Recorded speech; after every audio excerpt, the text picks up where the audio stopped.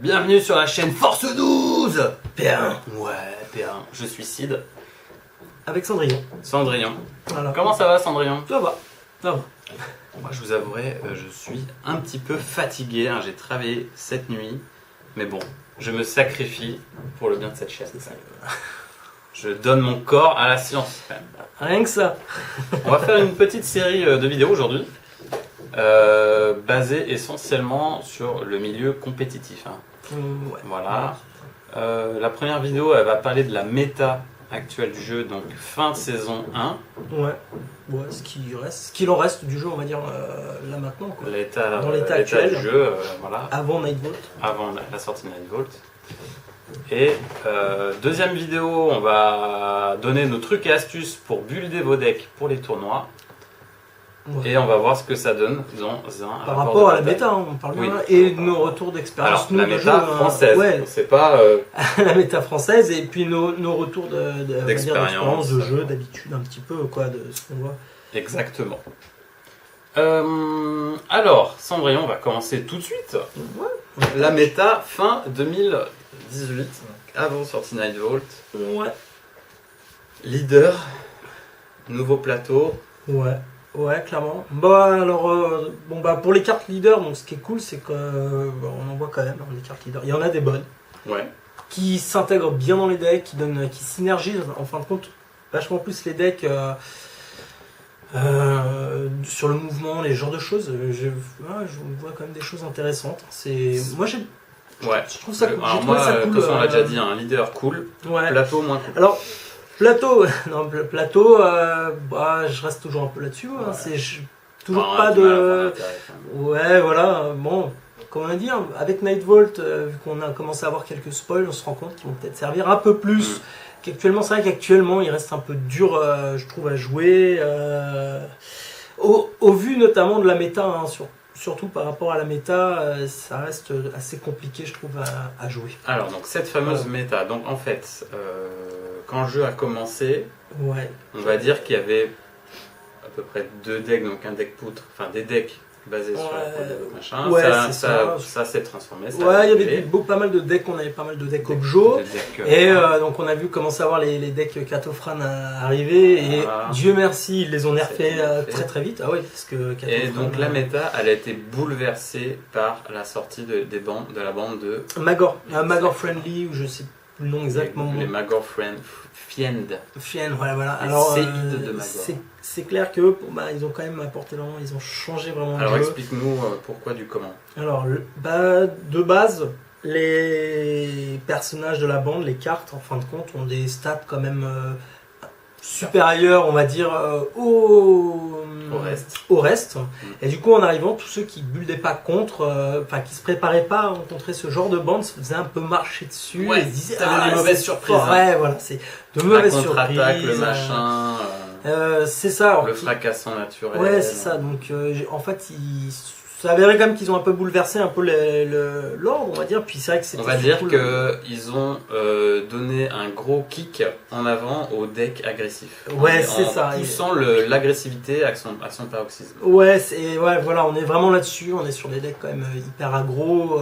Et avec un Magor, c'est facile de builder et d'être compétitif. C'est ça qui est du coup fort. L'arrivée de Magor a changé. Est-ce que ça a changé la façon de construire ton jeu? Complètement. Ouais, complètement. Disons qu'ils sont déjà, on s'en reparler de la bande en soi, qui sont 4, donc ils vont permettre de jouer 4 activations tour 1, ils ont du move, ce genre de choses. On se retrouve donc dans une méta qu'on joue, qui est relativement agressive avec ce genre de deck. Et du coup, on peut plus jouer comme avant, vraiment sur du placement d'objets. En termes de plateau, hein, les objectifs plateau.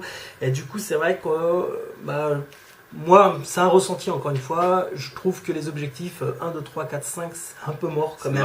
C'est un peu mort.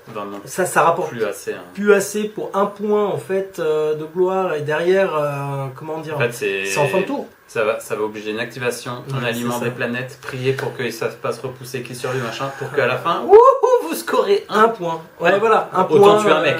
Autant tuer un mec et exactement. Ça vous rapporte 1. Ça rapporte 1 si on n'a pas de carte à jouer. Donc, Donc voilà, et puis en plus on met l'OTAN en difficulté Et en plus, avec, si vous voulez, le pool de cartes disponibles, on se retrouve, donc moi je trouve dans une méta où la clé c'est le mouvement, quoi. C'est une capacité. Alors les clés, on verra ça. Oui, dans Un le build, petit peu mais après. c'est pour expliquer ce qui a changé vraiment dans la méta, c'est ça, c'est une capacité à avoir des grosses accélérations au jeu. Alors, est-ce qu'on peut voir plusieurs archétypes de deck en ce moment?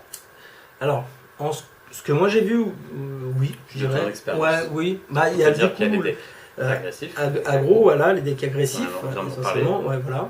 Les decks très défensifs, Très défensifs. basés sur Un peu des les petites anciens. mouches, des... Ouais, même les anciens un peu Catophrane en moins fort du coup, Ouais, en moins mais et qui jouent un peu genre. Je vais remettre les plateaux en longueur. En longueur, je ils me vont cale au baisser fond, venir, voilà, et Donc après. c'est essentiellement Steel Earth Champion. Il y a First Rider qui joue bien First comme Rider, ça. ouais, On c'est peut jouer parfait. comme ça avec des bandes réduites. Bon, après, ces decks-là, c'est pas des. Ils gagnent En pas. gros, il faut une bande où leurs stats sont assez balèzes. Pour jouer ils peu défendent super bien et nombreux, tout ça, quoi, peu et peu nombreux, nombreux, parce ouais. que si on commence à offrir des points, parce Ouais. qu'on peut pas se placer. Alors, voilà, donc ce deck-là, très agressif, il est quand même soumis à plusieurs astuces, trucs et astuces, et il dépend vachement du placement de plateau. Ah, le défensif. Oui, alors, l'agro, on va défensif. pas en parler. À l'agro, l'agro, les deux, l'agro, on est pendant des jets, Des jets sur, de dés, voilà, c'est sur pas- le combat, et puis le défensif, sur le plateau, quoi. Un défensif, il y a de fortes chances qu'il se fasse rouler dessus par un aggro, quoi. Si le mec est même pas chanceux, et stat en fin de compte dans ses jets de dés, un défensif, Le truc défensif ne dépendait d'aucun jet de dés. voilà, Alors, c'est ça. Par contre, on en a parlé, depuis le nerf des reliques, Catophrane, Ah, bah là, c'est un chouïa moins fort. C'est un chouïa moins fort, ça score pas beaucoup. Ouais. Donc ça va pas scorer des masses de points. En donc, fait, le deck score peu, mais vous allez tout faire pour que l'autre ne score rien. C'est ça. Mais ça, c'est valable contre des decks. Bon, De toute façon, ce jeu, c'est quand même soumis à plein de facteurs. Donc voilà. Bon, les decks défense, alors il y en a peu parce que ça marche quand même difficilement. C'est dur à faire marcher, c'est En tricky. plus, c'est un gameplay vraiment nul. Hein. C'est vraiment pas intéressant. C'est Pour le check, coup, check. Ouais, c'est ça. C'est pas intéressant. Et le dernier type de... Alors, aggro, défensif, et le troisième, c'est Ojo.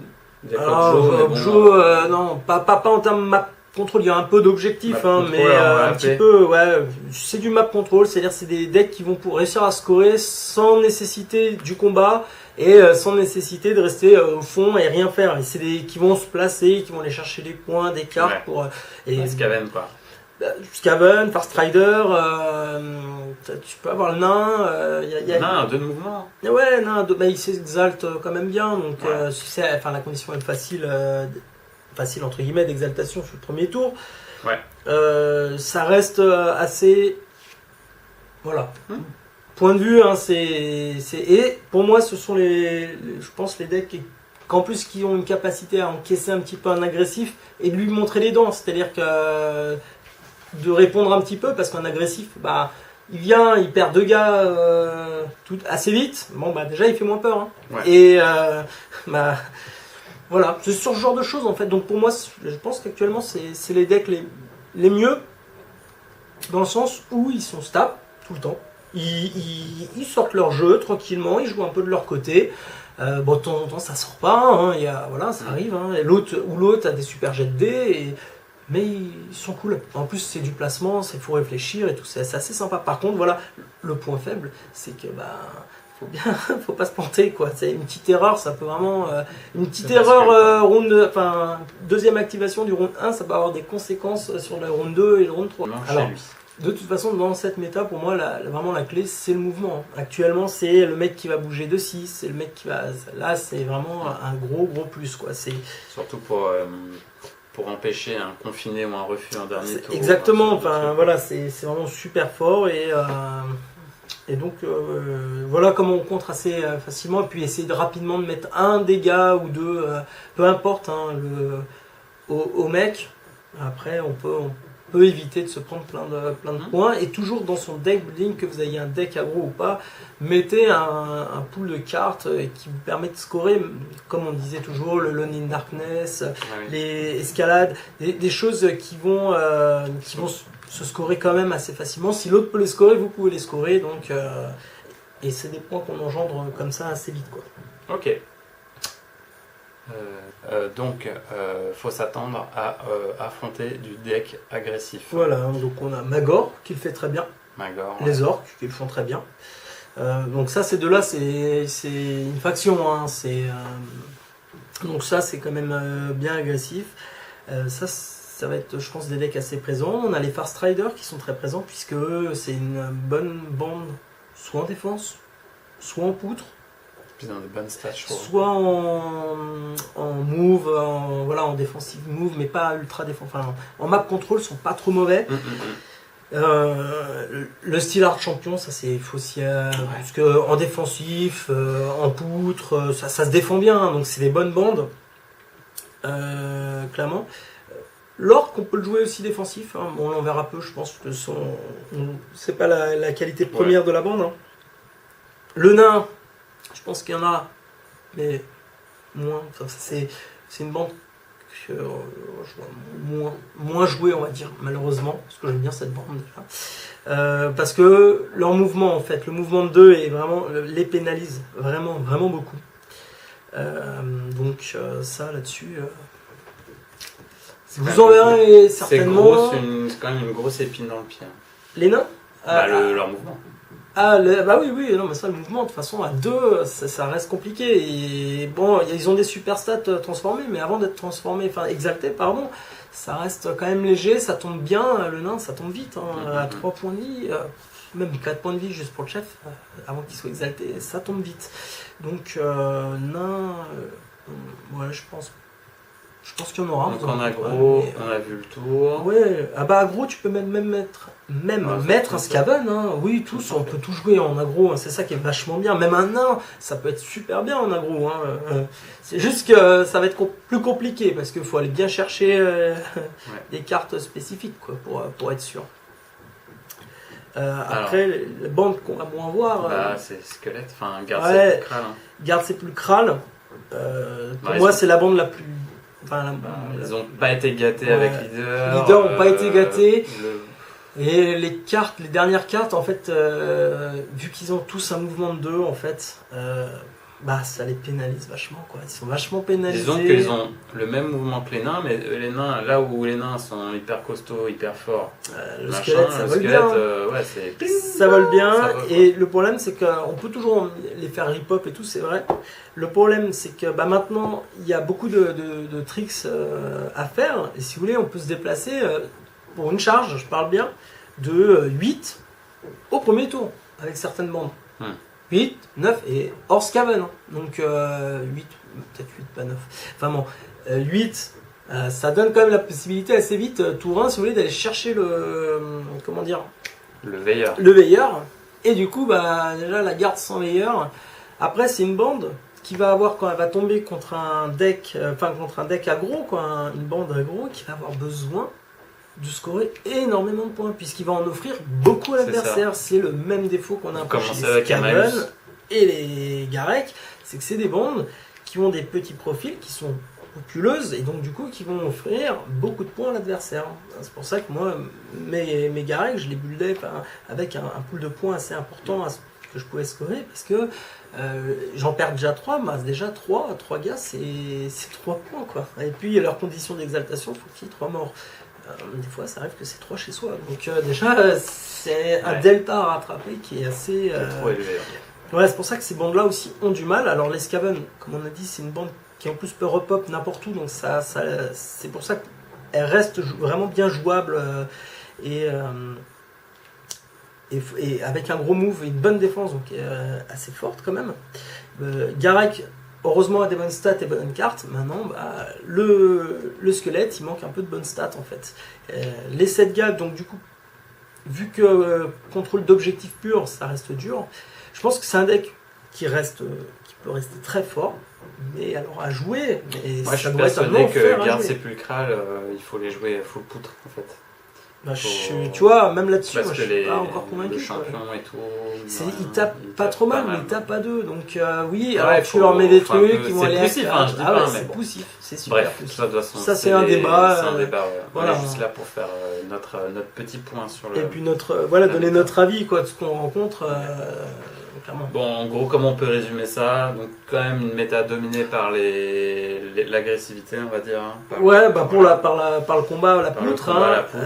Un peu la mort des objets. Ouais, moi c'est ça plutôt je pense que c'est un peu la mort des objets, il restera toujours les suprématies et choses comme ça qui restent très fortes, les 1-2, les suprématies, enfin on a compris. Mais voilà, les gros objets mais qui sont durs à réaliser.